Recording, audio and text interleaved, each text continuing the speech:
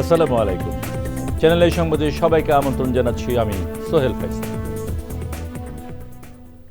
আর বিস্তারিত সংবাদের শুরুতেই জানিয়ে দিচ্ছি ফ্রেশ আটা ময়দা সুজি সংবাদ শিরোনামগুলো। মঙ্গলবার সকালে জাতীয় সংসদ ভবনে নবনির্বাচিত এমপিদের শপথ, বিকেলে মন্ত্রিসভার শপথ পড়াবেন রাষ্ট্রপতি মোহাম্মদ শাহাবুদ্দিন। নিরাপদ বাংলাদেশ গড়তে রাজনৈতিক দলসহ সবার সহযোগিতা চেয়েছেন তারেক রহমান। দেশের স্বার্থ সবার আগে, পররাষ্ট্রনীতি ঘোষণা। এবং নবনির্বাচিত এমপিদের আবাসন প্রস্তুতে মানিক মে এভিনিউ এমপি হোস্টেল কমপ্লেক্স ও নাখালপাড়ায় চলছে সংস্কার। মিন্টো রোডে মন্ত্রীপাড়ায় এখনও নীরবতা।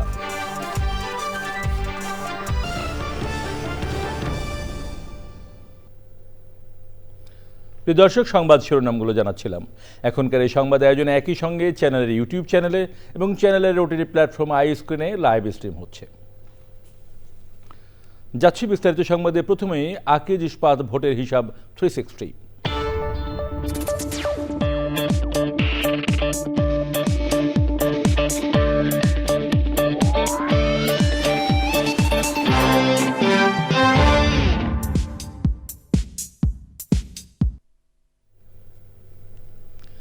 মঙ্গলবার সকালে জাতীয় সংসদ ভবনে নবনির্বাচিত এমপিদের শপথ পড়াবেন প্রধান নির্বাচন কমিশনার এএমএম নাসির উদ্দিন।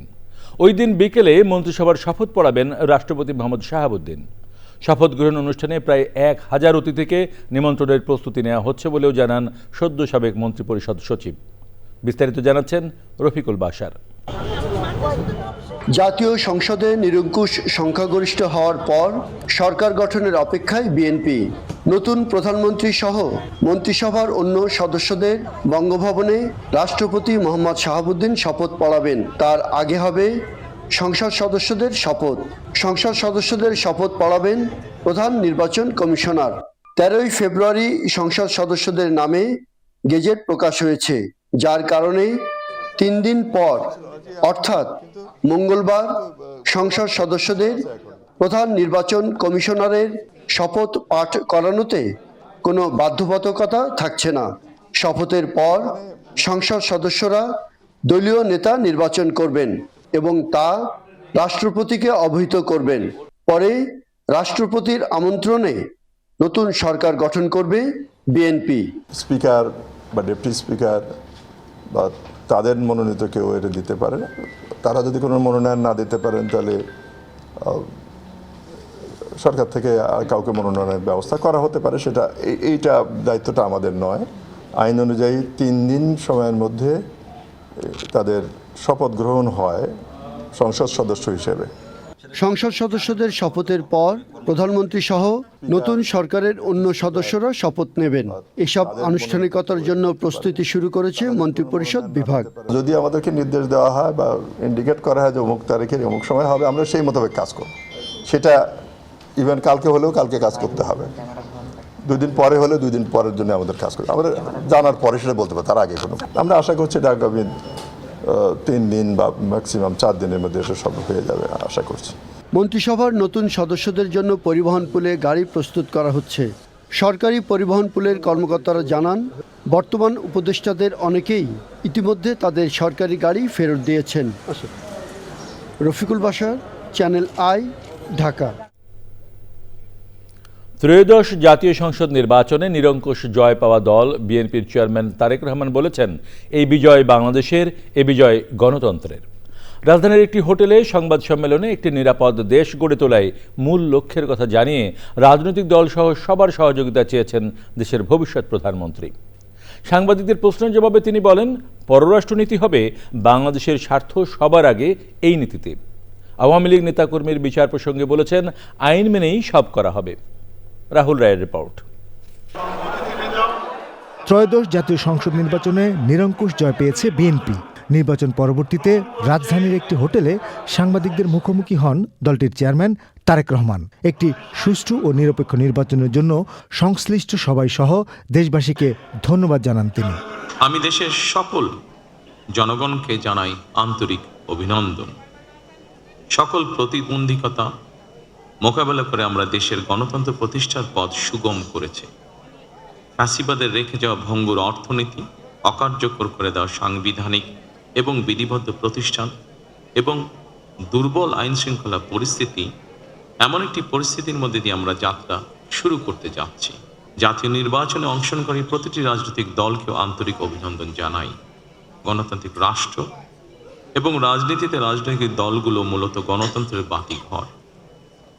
সরকার এবং বিরোধী দল যে যার অবস্থান থেকে দায়িত্বশীল ভূমিকা পালন করলে অবশ্যই দেশে গণতন্ত্র প্রাতিষ্ঠানিক রূপ পাবে বলে আমরা দৃঢ়ভাবে বিশ্বাসী। দু একদিনের মধ্যে দেশের প্রধানমন্ত্রী হচ্ছেন তারেক রহমান। সংবাদ সম্মেলনে রাষ্ট্র পরিচালনায় তার পরিকল্পনা ও অগ্রাধিকারগুলো জানান পরবর্তী প্রধানমন্ত্রী। 31 দফার আলোকে ঘোষণা করা হয়েছে দলীয় ইশতেহার। একই সঙ্গে কয়েকটি বিষয়ে নোট অফ ডিসেন্ট দিয়ে বিএনপি জুলাই সনদেও স্বাক্ষর করেছে। আমরা জনগণের কাছে প্রতিশ্রুতিবদ্ধ, প্রত্যাশিত প্রতিটি অঙ্গীকার পর্যায়ক্রমিকভাবে বাস্তবায়ন করব ইনশাআল্লাহ। যে কোনো মূল্যে অবশ্যই শান্তি এবং শৃঙ্খলা বজায় রাখতে হবে। কোনো রকমের অন্যায় কিংবা বেআইনি কর্মকাণ্ড আমরা বরদাস্ত করব না। দুর্নীতি এবং আইন শৃঙ্খলা নিয়ন্ত্রণ এবং জনগণের প্রতি জবাবদিহিতার মাধ্যমে আমরা বাংলাদেশকে একটি নিরাপদ মানবিক বাংলাদেশ হিসেবে প্রতিষ্ঠার জন্য যে যার অবস্থান থেকে আমরা ভূমিকা রাখি। একটি নিরাপদ মানবিক গণতান্ত্রিক বাংলাদেশ প্রতিষ্ঠার যাত্রাপথে আমি ভিন্ন দল কিংবা ভিন্ন মতের সকলের সহযোগিতা কামনা করছি। সংবাদ সম্মেলনে দেশি বিদেশি সাংবাদিকদের প্রশ্নোত্তরে পররাষ্ট্রনীতিতে দেশের স্বার্থই সবার আগে রাখার কথা বলেন তিনি। Foreign policy which is the interest of Bangladesh and the interest of Bangladeshi people comes first. By protecting the interest of Bangladesh and the people of Bangladesh, we will decide our foreign policy. Awami League নেতাদের বিচার নিয়ে প্রশ্নোত্তরে তিনি বলেন, আইনি প্রক্রিয়া মেনেই সব হবে। That depends on the legal process, of course. দলের নেতাকর্মীদের উদ্দেশ্যে তিনি বলেন, যে কোনো মূল্যে শান্তি শৃঙ্খলা বজায় রাখতে হবে। দল মত, ধর্ম, বর্ণ কিংবা ভিন্নমত কোনো অজুহাতেই দুর্বলের উপর সবলের আক্রমণ মেনে নেওয়া হবে না।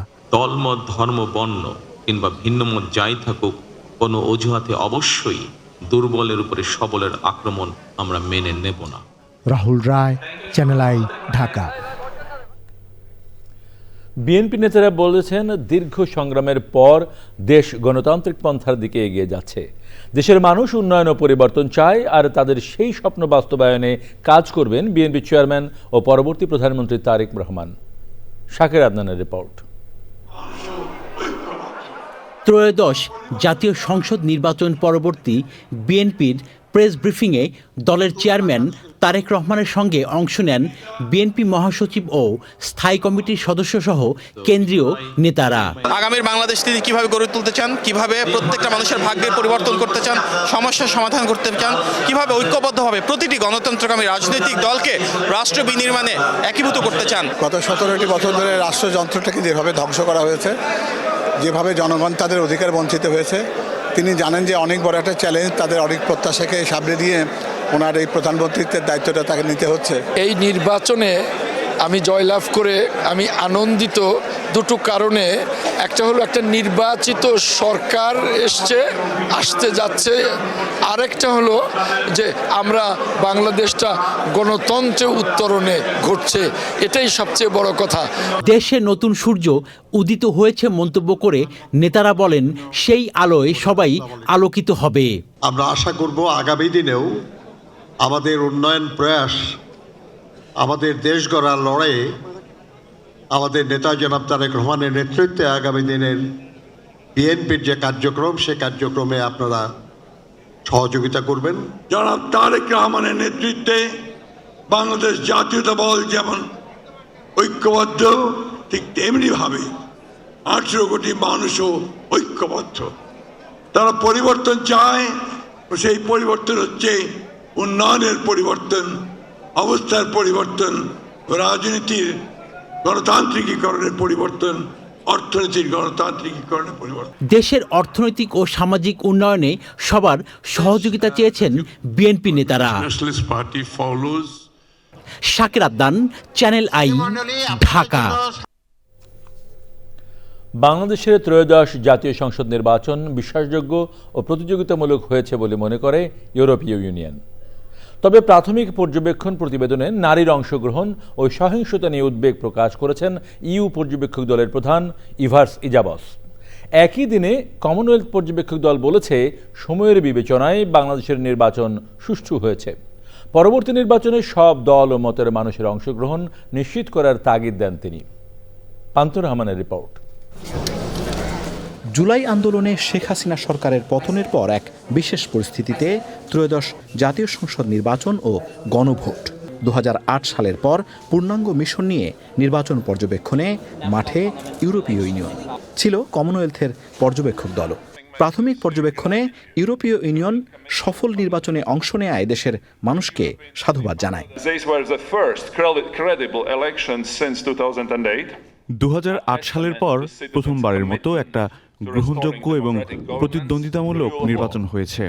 বিচ্ছিন্ন কিছু ঘটনা জানা গেলেও নির্বাচন মোটামুটি আন্তর্জাতিক মান এবং দেশের আইন অনুযায়ী হয়েছে, যা কিনা বাংলাদেশের গণতন্ত্র প্রতিষ্ঠায় সহায়ক হবে।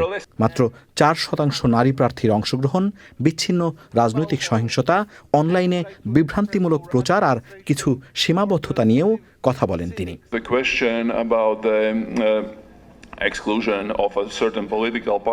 একটা রাজনৈতিক দলকে বাইরে রেখে নির্বাচন করার প্রশ্নে বলছি, আমরা এখানে নির্বাচন পর্যবেক্ষণ করতে এসেছি। আমরা দেখতে চেষ্টা করেছি নির্বাচন কেমন হলো। দেখেছি নির্বাচনে মানুষের অংশগ্রহণ। 2000-এর বেশি প্রার্থী ছিল, ভোটারের কাছে চয়েস ছিল। তবে গণতন্ত্র হলো সমতার। অথচ জুলাই আন্দোলনে এত নারীর অংশগ্রহণ থাকা সত্ত্বেও নির্বাচনে নারীর অংশগ্রহণ কম থাকা হতাশার। কমনওয়েলথের পক্ষে পর্যবেক্ষক দলের প্রধান ও ঘানার সাবেক প্রেসিডেন্ট কথা বলেন নির্বাচনে আওয়ামী লীগের অংশগ্রহণ প্রশ্নে। The banning of the Awami League. I think all of us are aware that Awami League নিষিদ্ধ প্রশ্নে বলছি, আমি মনে করি বিষয়টি সবার জানা, কেননা এটা দেশের সাম্প্রতিক ইতিহাসের প্রতিফলন। একে আমরা ইগনোর করতে পারি না। কিন্তু এটাও ঠিক, মানুষ নির্বাচনে এসেছে, ভোটারের সংখ্যা সন্তোষজনক। তবে নবনির্বাচিত সরকারের কাছে আমাদের চাওয়া ও পরামর্শ থাকবে ভবিষ্যতে নির্বাচন সবাইকে নিয়ে করার চেষ্টা করা। গণভোটে হ্যাঁ জয় পাওয়ায় সংস্কার প্রক্রিয়া চলমান রাখার তাগিদ দিয়েছে দুটি পর্যবেক্ষক দলই। পান্তুর রহমান, চ্যানেল আই, ঢাকা। 30টি আসনে ভোট পুনর্গণনা এবং ওই আসনগুলোতে এমপি হিসেবে কাউকে শপথ না পড়াতে ইসির কাছে লিখিত আবেদন করেছে বাংলাদেশ জামায়াতে ইসলামী। শনিবার সন্ধ্যায় মগবাজার কেন্দ্রীয় কার্যালয়ে সংবাদ সম্মেলনে জামায়াতে ইসলামীর সহকারী সেক্রেটারি জেনারেল অভিযোগে জানান, নির্বাচন পরবর্তী বিভিন্ন জায়গায় হামলা ও নির্যাতনের শিকার হচ্ছে 11 দলীয় জোটের নেতাকর্মীরা। বিস্তারিত তাহফিমুল ইসলামের রিপোর্টে। রাজধানীর মগবাজারে জামায়াতে ইসলামীর কেন্দ্রীয় কার্যালয়ে সমসাময়িক রাজনৈতিক বিষয় নিয়ে দলটির সংবাদ সম্মেলনে নির্বাচনে নানা অব্যবস্থাপনার কথা তুলে ধরেন ঢাকা 6 আসনের জামায়াতে ইসলামীর প্রার্থী। অনেকগুলো ভোট জালিয়াতির অ্যাপ্লিকেশন আমরা দিয়েছি, তারা ব্যবস্থা নেয় নাই। এইভাবে একজনকে জিতিয়ে দিয়ে মূলত বাংলাদেশের গণতন্ত্রকে হত্যা করা হয়েছে। আপনাদের মাধ্যমে জাতির কাছে এটা আমি উপস্থাপন করলাম। আশা করি নির্বাচন কমিশন এই জায়গার শপথ বন্ধ রেখে পরবর্তী ব্যবস্থা নেবেন। 30টি আসনে ভোট পুনর্গণনার আবেদন জানিয়ে এসব আসনে শপথ গ্রহণ স্থগিতে আদালতে যাওয়ার প্রস্তুতি নেওয়ার কথা জানিয়েছে জামাত। ফলাফল বাতিল এবং পুনর্গণনার আবেদনের পাশাপাশি ইতিমধ্যে ঘোষিত যে গেজেট প্রকাশ করা হয়েছে, তাদেরকে যেন শপথ না দেওয়া হয়, সেই শপথ স্থগিত রাখার জন্য আমাদের আবেদন আছে। বিভিন্ন এলাকায় আক্রমণের শিকার হচ্ছেন 11 দলের নেতাকর্মীরা, অভিযোগ করেন দলের সহকারী সেক্রেটারি জেনারেল।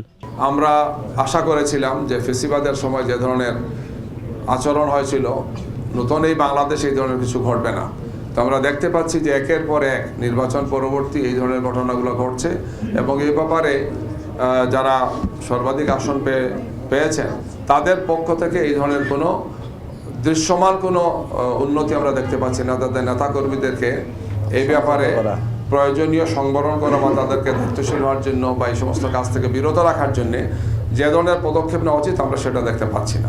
ভোটের ফলাফল দিতে পক্ষপাতিত্ব করা হয়েছে বলেও অভিযোগ করেছে জামায়াতে ইসলামী। তাফহিমুল ইসলাম, চ্যানেল আই, ঢাকা। ত্রয়োদশ জাতীয় সংসদের নবনির্বাচিত সদস্যদের আবাসন নিশ্চিত করতে প্রস্তুতি শুরু হয়েছে।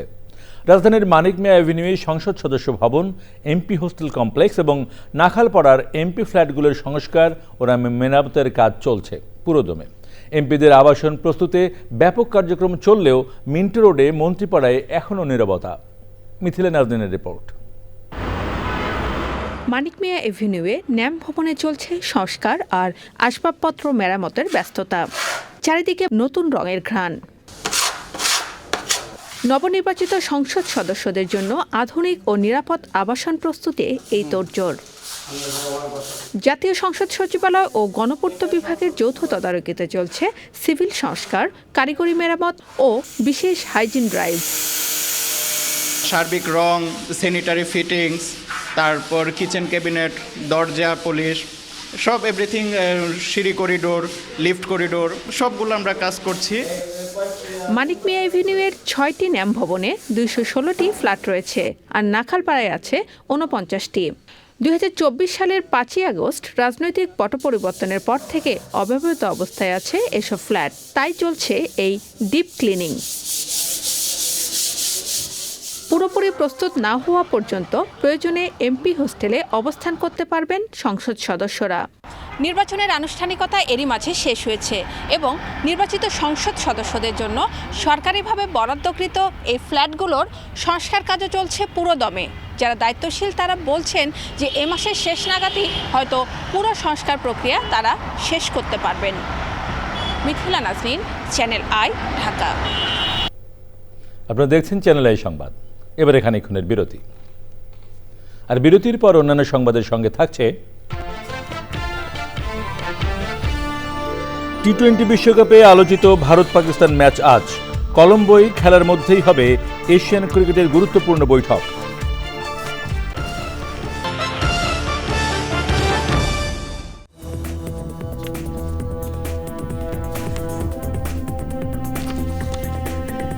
সংবাদে আবার আমন্ত্রণ।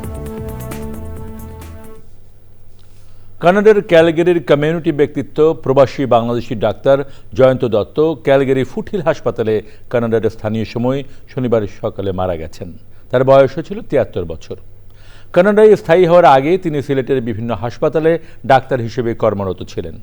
জয়ন্ত দত্তের বাড়ি সিলেটে। তিনি 2 মেয়ে ও স্ত্রী রেখে গেছেন। তার মৃত্যুর খবরে ক্যালগেরিতে প্রবাসী বাংলাদেশিদের মধ্যে শোকের ছায়া নেমে আসে।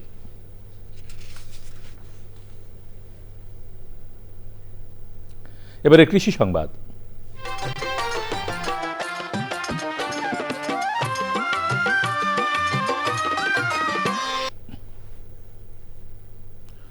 অতিরিক্ত পরিশ্রম ও অঞ্চলভিত্তিক আখের গুড় ব্যবহার কমে যাওয়ায় শরীয়তপুরে দিন দিন কমছে আখের আবাদ।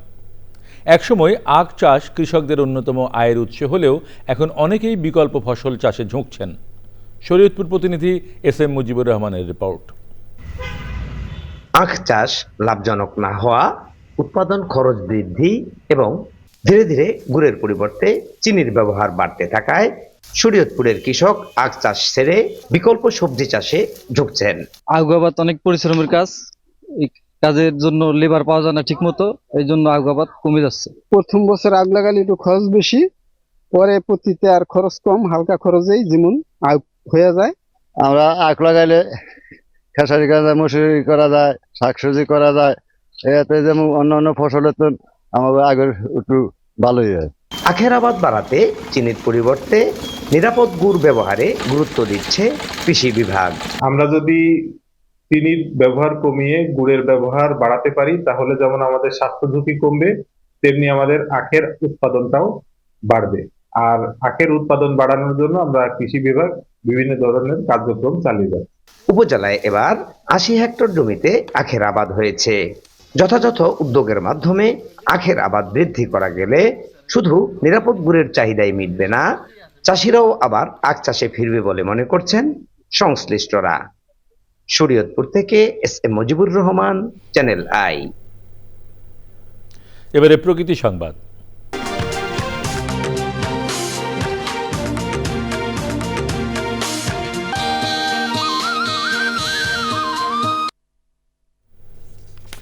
ঠাকুরগাঁওয়ের প্রাচীনতম ও সুবিশাল রামরাই দিঘি যেন পরিযায়ী পাখিদের অভয়ারণ্য। প্রায় 2 যুগ ধরেই বিভিন্ন প্রজাতির পাখির দেখা মেলে দিঘিতে। পাখির কলকাকলিতে মুখর আশপাশের প্রাণ প্রকৃতি। ঐতিহাসিক রামরাই বিলের সৌন্দর্যে বাড়তি মাত্রা যোগ করেছে পরিযায়ী এসব পাখি। এটিএম শামসুজ্জোহার তথ্য ও ভিডিওচিত্রে মোশাহিদুর রনির রিপোর্ট। ঠাকুরগাঁও জেলা শহর থেকে প্রায় 40 কিলোমিটার দূরে রামরাই দিঘি।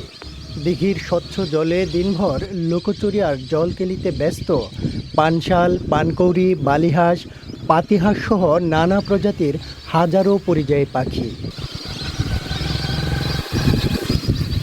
এমন নৈসর্গিক সৌন্দর্যের টানে প্রাচীনতম এই দিঘির পাড়ে ছুটে আসেন প্রকৃতিপ্রেমীরা। এই সুন্দর সুন্দর অতিথি পাখিদের দেখতে আমাদের রানীশঙ্কল থেকে বিভিন্ন জায়গা থেকে এর আশেপাশে এলাকা থেকে অনেক দর্শনার্থী আসে। আর এই অতিথি পাখি দেখে আমাদের বাচ্চাগুলো অনেক আনন্দিত হয়। সত্যি আমার এই অতিথি পাখিগুলো দেখে আমার ভীষণ ভালো লাগলো। রামরাইকে পরিযায়ী পাখির অভয়ারণ্যে পরিণত করতে কাজ করছে প্রশাসন। তবে অবৈধ শিকার বন্ধসহ প্রশাসনের হস্তক্ষেপে রামরাই দিঘি পরিযায়ী পাখির স্বর্গরাজ্যে পরিণত হবে এমন প্রত্যাশা প্রকৃতিপ্রেমীদের। মোশাহিদ রনি, প্রকৃতি ও জীবন ডেস্ক, চ্যানেল আই।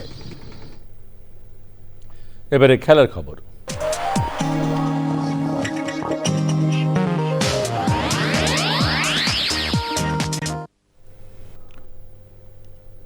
টি-20 বিশ্বকাপে আজও রয়েছে 3টি ম্যাচ। বাংলাদেশ সময় সকাল 11:30টায় মুম্বাইয়ের ওয়াংখেড়ে স্টেডিয়ামে মুখোমুখি হবে ওয়েস্ট ইন্ডিজ ও নেপাল। দিনের দ্বিতীয় ম্যাচে চেন্নাইয়ে মাঠে নামবে যুক্তরাষ্ট্র ও নামিবিয়া। এই ম্যাচটি শুরু হবে বেলা 3:30টায়। আর সন্ধ্যায় বহুল আলোচিত ভারত পাকিস্তান ম্যাচ নিরপেক্ষ ভেন্যু শ্রীলঙ্কার কলম্বোয় 2 চিরপ্রতিদ্বন্দ্বী ম্যাচটি শুরু হবে বাংলাদেশ সময় সন্ধ্যা 7:30টায়। নিরাপত্তা ইস্যুসহ ও একাধিক জটিলতায় ভারতের বিপক্ষে বিশ্বকাপের এই ম্যাচটি খেলতে চায়নি পাকিস্তান। তবে শেষ পর্যন্ত তারা রাজি হওয়ায় আবারও মাঠের লড়াইয়ে মুখোমুখি ক্রিকেটের 2 হেভিওয়েট প্রতিদ্বন্দ্বী। আজ ভারত পাকিস্তান ম্যাচে কলম্বো স্টেডিয়ামে থাকবেন বাংলাদেশ ক্রিকেট বোর্ড বিসিবি সভাপতি আমিনুল ইসলাম বুলবুল। ভারতীয় গণমাধ্যমের দাবি, আইসিসি সভাপতি জয় শাহর আমন্ত্রণ পেয়ে এই ম্যাচ দেখতে যাচ্ছেন বাংলাদেশ ক্রিকেট প্রধান।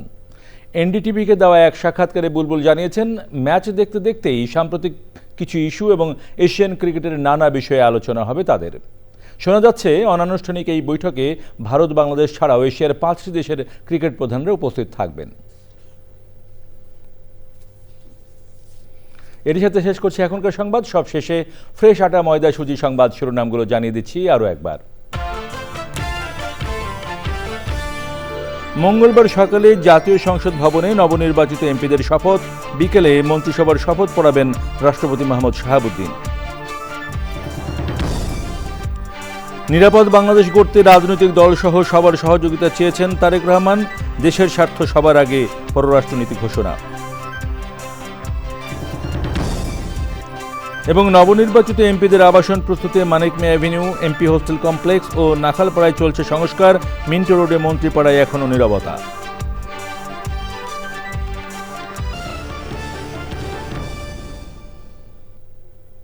প্রিয় দর্শক, চ্যানেলের সর্বশেষ সংবাদ জানতে ভিজিট করুন channelionline.com-এ। যুক্ত থাকুন আমাদের সোশ্যাল মিডিয়া প্ল্যাটফর্মগুলোর সাথে।